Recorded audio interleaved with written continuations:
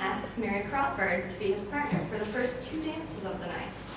Now, although Mary refusing him is an excellent example of her character, what I was more interested in was the number 2.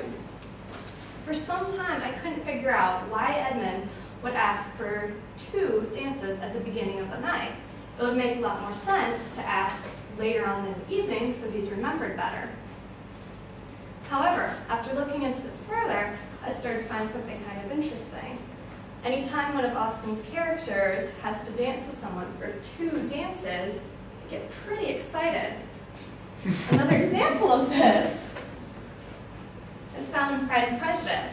After Mr. Bingley asks Jane to dance for 2 dances, her mother, Mrs. Bennet, gushes to Mr. Bennet afterwards. "Mr. Bingley thought Jane quite beautiful and danced with her twice. Only think of that, my dear, he actually danced with her twice." Edward asking for Mary and Bingley for Jane are ways of men from Austen's time to show particular interest in their partners. For women of the Georgian era, dancing with a man twice meant he was interested in her. It was a way for a man to say, "Hey, I like you, and I want to know if you like me."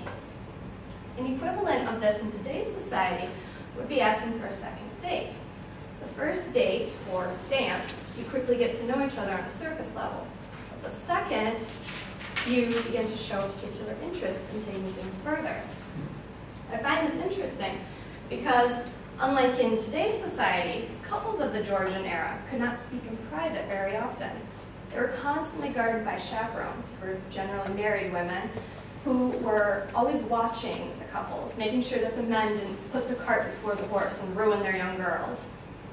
Dancing was one of the few ways couples could get to know each other on the surface level without chaperones overhearing.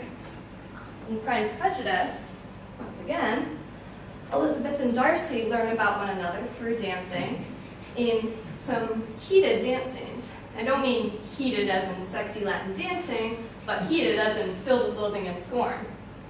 There's one part in chapter 18 that's kind of interesting.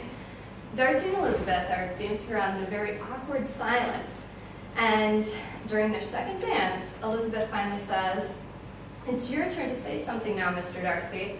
I talked about the dance, and you ought to make some kind of remark about the size of the room or the number of couples." And then Darcy's reply to this is, "Do you talk by rolling while you're dancing?" I really like these because they show the characters testing one another out. They're both smart and prideful, although neither one of them will admit to that until later on. Elizabeth's line shows Darcy both her humor and sarcasm.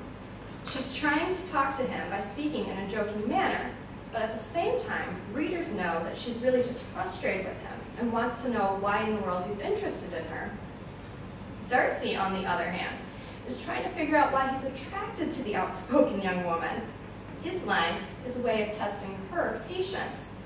Luckily for him, the answer she gives shows off her wit and charm and ends up throwing him head over heels in love with her, although he won't admit this until sometime later.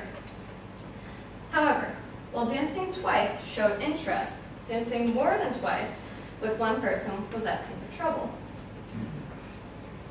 In Sense and Sensibility, Marianne and Willoughby teach readers that dancing more than 2 dances with one person suggested an engagement.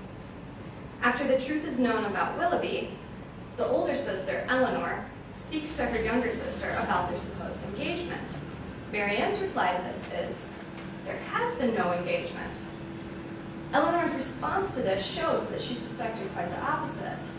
This is because Willoughby danced with just her sister at social outings. This gave everyone the wrong ideas and caused the Dashwood family a lot of problems in the end. Therefore, Austen's lesson here is that dating is like dancing.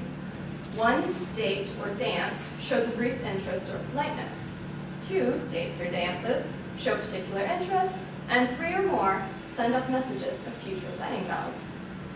Finally, I'd like to share an example from Emma. "Who are you going to dance with?" asked Mr. Knightley. She hesitated a moment and then replied, "Well, with you, if you'll ask me." "Will you?" said he, offering his hand. "Indeed, I will. You have shown that you have danced, And you know that we are not really so much brother and sister as to make it improper. Brother and sister, no indeed. Looking at this quote, there are so many elements I want to share. First of all, we have Emma's reaction to Mr. Knightley's casual question. If you notice the word hesitate, this is actually the first time in the novel that the very confident Emma ever hesitates. This is perfect because it's right around this point that she begins to realize her love for Mr. Knightley.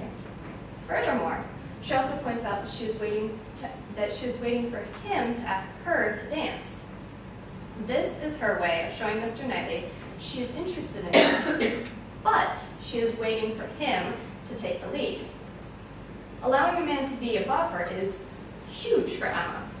Every chapter of her story contains examples of her taking charge and showing others that they're beneath her. By saying, if you, Emma is hinting to Mr. Knightley that if they were to become a couple, he would wear the pants in the relationship. She is, therefore, at last submitting herself to a man-governed world in the name of love. However, Mr. Knightley's reaction to this is rather different. He replies with another question. Will you? This demonstrates that Mr. Knightley does not want Emma to be secondary to him, but rather an equal. By offering his hand, he backs up this statement. He's presenting himself to Emma as a partner and not someone to lord over her. Her response to this and his following are of joking manner, as though the two of them have established that they are indeed on equal footing. Austen's equality of the genders is also displayed at the end of Pride and Prejudice, when Elizabeth teaches her new sister-in-law, Georgiana, that a woman may take liberties with her husband. Now, although not all of Austen's characters end up in marriages such as Elizabeth and Emma, I do believe she wanted her readers to think that true love can consist of equality. Equality of the genders and the meanings of more than two dances are only some of the ideas I discovered while studying Austen's use of the word dance. I found these things to be important in understanding the time Austen lived in, as well as open up a different way to study her books. By focusing on the word dance in general, I came to better appreciate Austen as a person. I now think of her as an intelligent, humorous woman who wanted readers to strive for gender equality and have a chance at true love. By writing her books, Austen was able to share these beliefs with a wide audience and thus immortalize the practice of courtship and dance forever. Thank you.